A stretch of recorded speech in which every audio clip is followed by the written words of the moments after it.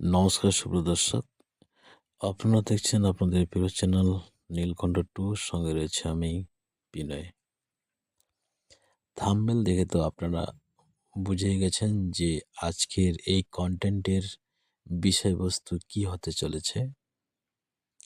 যেটা আজকের আলোচ্য বিষয় সেটা হচ্ছে যে কিছুদিন আগে এক রাজ্য সম্মেলনে ওয়েলফেয়ার কমিটির কর্ণধার বিজেতা স্যার রাউত যে বলেছিলেন যে সিভিক ভলেন্টিয়ার্সদের আপনাদের 10,000 টাকা বেতনে পোষাচ্ছে না, সেটা আমি জানি।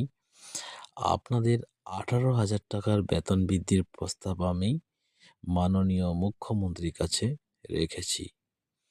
তো এবার বিষয়বস্তু হচ্ছে যে সেই 18,000 টাকা বেতন বৃদ্ধির কনফার্ম ডেট বা তারিখ কবে থেকে পেতে পারে সিভিক ভলেন্টিয়াররা, সেটাই আজকে এই ভিডিওতে আপনাদের আমি জানাবো।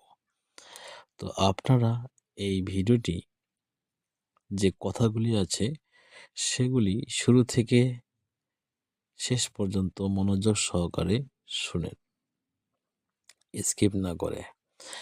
এর আগে কিছুদিন আগে সম্ভবত নভেম্বর মাসে এক কন্টেন্টে আমি বলেছিলাম যে আপনাদের ডিসেম্বর মাসের মধ্যে বেতন বৃদ্ধি ঘোষণা হবে। সেটা হয়েছে, আমি আমার এই চ্যানেলের ভিতরে ভিডিওতে ছাড়েছি, আপনারা হয়তো দেখে নিচ্ছেন। এবং সেটা আমার বক্তব্য ছিল না, সেটা টোটাল ওয়েলফেয়ার মিটিংয়ের কর্ণধারের বক্তব্য। যেহেতু বলেছে সেহেতু হতে পারে। অনেক সময় কি হয়,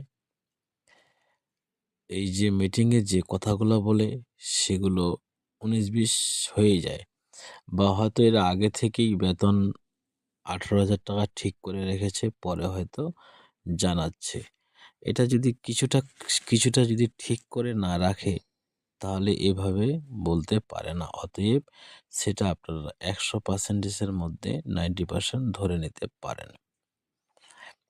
এবার জানার কৌতূহল থাকছে আপনাদের যে কবে থেকে সেটা কার্যকর হবে,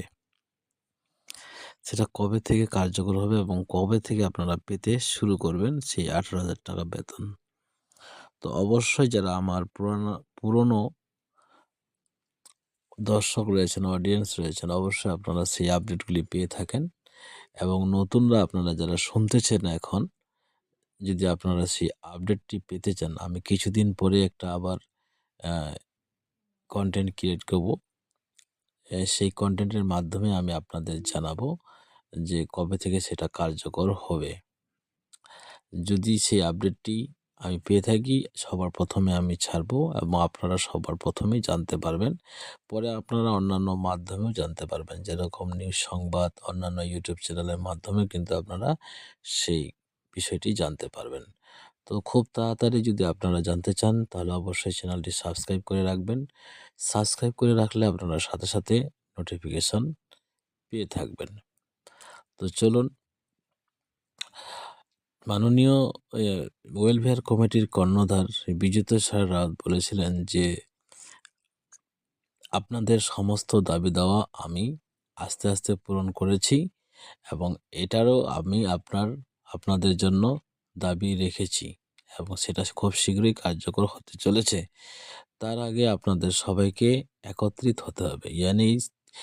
উনি স্পষ্ট ভাষায় বলেছেন যে সমস্ত সিভিকদের একত্রিত হতে হবে, তাহলে আরো দ্রুত গতিতে, মানে যেটা একটা ইউনিট আছে বা ইউনিটি আছে সেটাকে একটু মজবুত করতে হবে। মজবুত হলে চাওয়া পাওয়াগুলো আরো খুব দ্রুত সহকারে মিটবে। এটাই উনি ওইদিন বক্তব্যের বলেছেন।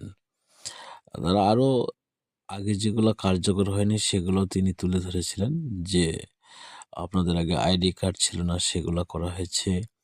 আপনাদের আগে অ্যাকাউন্টে বেতন পেতেন না, সেটা করা হয়েছে। আপনাদের আগে খুব কম বেতন ছিল, সেটা আস্তে আস্তে পূরণ করা হয়েছে।